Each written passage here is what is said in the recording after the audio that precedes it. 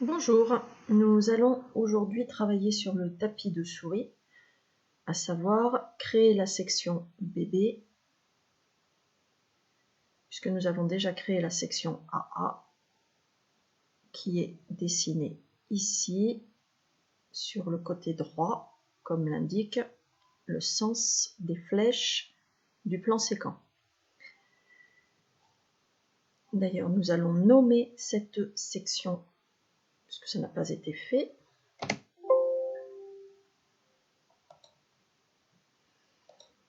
Création d'un texte.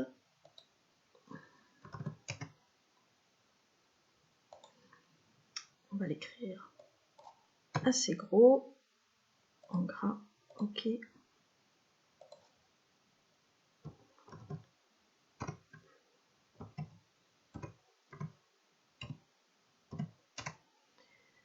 Voilà. Pensez à sauvegarder régulièrement sous GMPCAD le travail que vous faites. Ça évite les erreurs. Donc maintenant la section bébé. Je vous rappelle que nous avons défini un code de couleur que vous avez ici. En bleu est représenté le corps dessous, c'est-à-dire la partie autocollante. En noir est représenté le corps dessus, le cuir.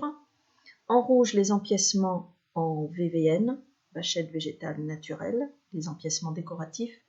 Et en vert, le renfort intérieur. Très bien. Donc, première chose à faire. Donc, d'abord, nous allons nous concentrer sur cette section bébé. Le plan séquent qui a été défini ici, le plan séquent, nous montre à chaque intersection de coupe un point du dessin à représenter.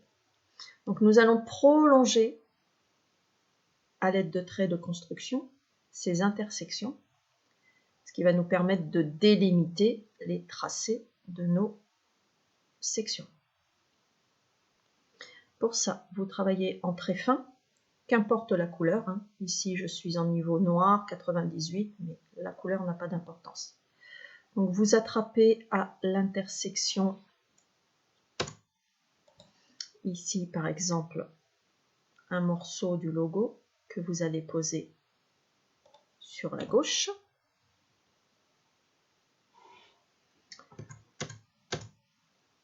Toujours pareil, avec ma touche CTRL, je vais chercher les points d'intersection dont j'ai besoin. Donc ici, le point de piqûre le plus haut, on va poser.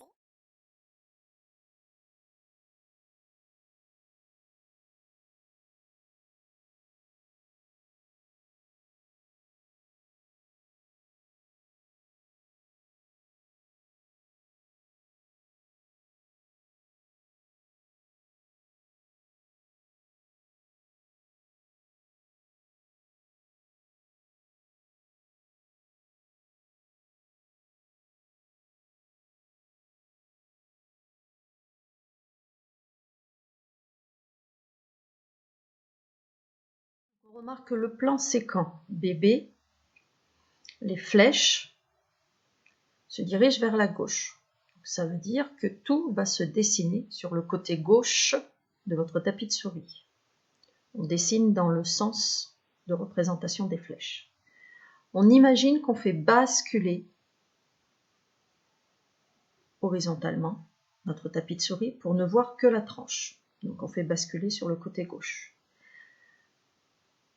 Les éléments que l'on va voir à l'extérieur du dessin, c'est-à-dire le plus près de la ligne de sortie du dessin, ce seront les éléments du dessus. Fiez-vous à votre gabarit papier. Donc la première chose que je vais dessiner, les premières lignes que je vais dessiner, c'est le cuir que j'ai ici sur le dessus, après une partie de l'élément logo et après à nouveau le cuir. Comme vous avez représenté ici dans la section AA, en noir une partie de cuir, en rouge l'élément décoratif et à nouveau en noir une partie de cuir, tout en sachant que ces trois éléments sont parfaitement alignés. Très bien, donc on respecte nos lignes de construction. On sait déjà que notre corps du dessus va aller de cette ligne-là du haut jusqu'à cette ligne-là d'intersection.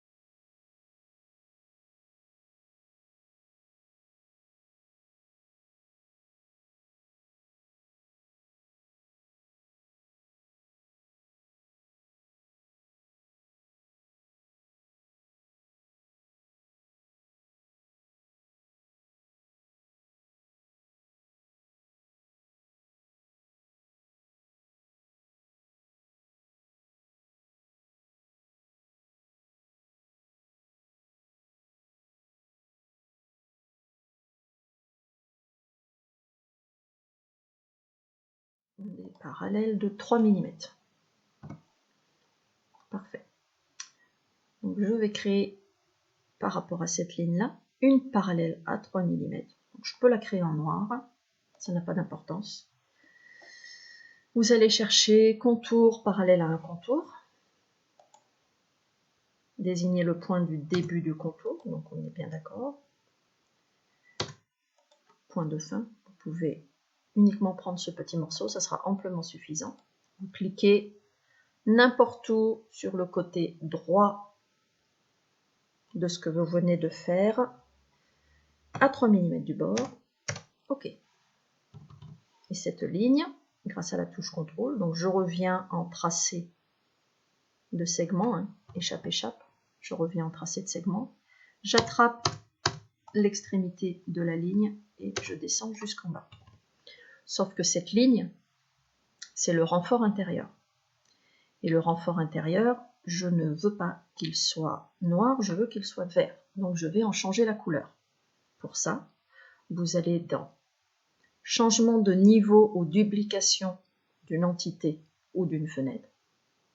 Changement de niveau, vous cliquez. Changement de niveau, désigner une entité ou définir une fenêtre. Moi, je veux changer lui. Niveau d'arrivée, ce sera le niveau 1, vert. OK. Duplication, est-ce que je veux avoir deux lignes? Une ligne noire et par-dessus une ligne verte? Non, je n'en veux qu'une. Par défaut, c'est toujours non. Vous répondez entrée. Et ma ligne s'est bien transformée en vert.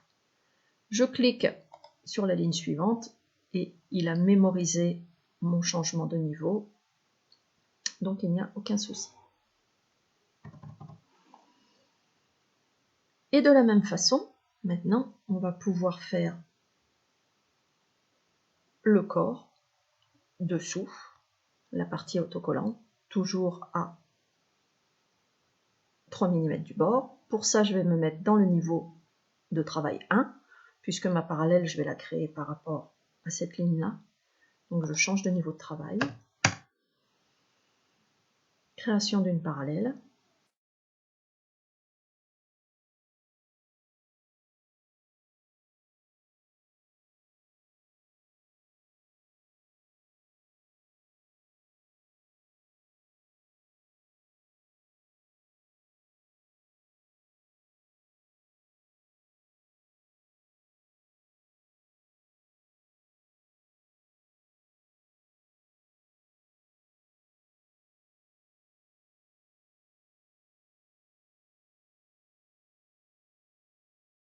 Piqûres, on ne va pas les faire à n'importe quelle distance.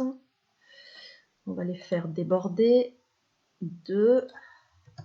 Pour ça, je vais venir mesurer. 1,5 de chaque côté. Très bien. Donc vous vous remettez dans le niveau 98, niveau noir, pour venir tracer la piqûre du haut du logo. Alors faites bien attention, la piqûre, elle ne traverse pas tout l'élément. elle s'arrête au niveau du renfort. La piqûre des logos, elles sont faites uniquement dans le renfort central. Elles ne traversent pas tout le produit. Donc pour ça, vous vous mettez sur le renfort central, en intersection, et vous faites un petit tracé à 1,5 mm du bord. Pour ça, vous allez chercher les coordonnées cartésiennes. Je suis en X horizontal positif, donc 1,5 mm, OK. Y, je n'y touche pas, OK. Et effectivement, j'ai fait un petit tracé à 1,5 du bord. Idem de l'autre côté. Donc cette fois, par contre, je pars en négatif sur la ligne des X, moins 1,5, OK. Y, je n'y touche pas, OK. Mes deux lignes sont posées. Et on n'oublie pas de venir jointer le tout. Très bien. On a déjà effacé quelques petites lignes de construction qui pourraient nous gêner. Donc,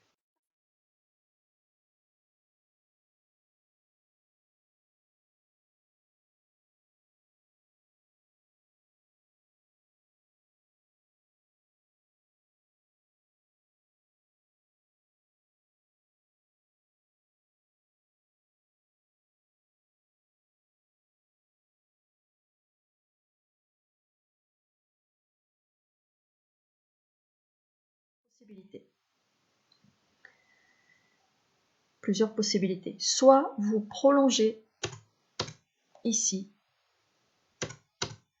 et jusqu'à cette ligne-là, les tracés que vous avez faits à 1,5 de chaque côté. Ne pas vous embrouiller dans les traits, attention. Vous venez fermer cette première ligne et après supprimer tout ce qui vous dérange, c'est-à-dire les deux extrémités ici, la ligne de construction, c'est une ligne entière donc ici, et il ne vous reste plus que le petit tracé que vous venez de faire au niveau de la piqûre. Les traits verticaux qui sont ici que je mets en surbrillance, on les effacera plus tard. Et idem, pour les deux piqûres du bas, j'attrape le point de début, le point de fin, et je supprime les traits qui me dérangent. Celui-ci et le trait de construction ici. La deuxième solution étant, comme nous avons fait pour le haut, de venir reproduire notre trait de piqûre ici en faisant déborder d'1,5 mm à droite, donc en positif sur le X, 1,5, OK, OK, 1,5 mm sur la gauche, donc en négatif sur le X, moins 1,5, OK, OK. On n'oublie pas de venir jointer au milieu la piqûre et d'effacer le trait de construction. Pour l'instant, nous avons fait les piqûres de logo. Les piqûres qui sont ici. Piqûre du haut, piqûre du bas. Ici en surbrillance et ici en surbrillance. Très bien. Nous allons venir poser la piqûre du haut du tapis de souris. Donc, on va venir regarder à quelle distance on l'avait fait dépasser. 3 mm. On l'a fait déborder de 3 mm de chaque côté. Donc, de la même façon que vous avez procédé tout à l'heure, vous attrapez le point extérieur en positif plus 3 mm, OK, OK. Idem à l'extérieur, par contre je suis en négatif, moins 3, OK, OK. Nous avons bien posé la piqûre du haut du tapis de souris. On efface le trait de construction qui maintenant ne nous sert plus à rien. C'est parfait. Qu'est-ce qu'il nous manque? Il nous manque la limite de coupe pour montrer que l'on n'a pas un plan séquent sur le produit intégral. Effectivement, notre plan séquent s'arrête ici, dans notre tapis de souris. Donc de la même façon que nous avons fait une limite de coupe au niveau du haut, ici, du plan séquent de la section AA. Nous allons venir faire une limite de coupe, ici, en bas du plan séquent de la section BB. Pour ça, vous allez chercher le type de trait ici, type de trait spécial, vous cliquez jusqu'à voir apparaître en bas, ici, limite de coupe, le trait coupé d'un Z.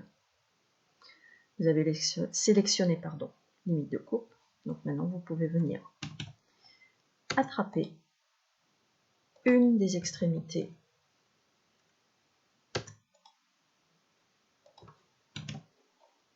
et bien venir faire votre limite de coupe du début jusqu'à la fin de votre plan, de votre section.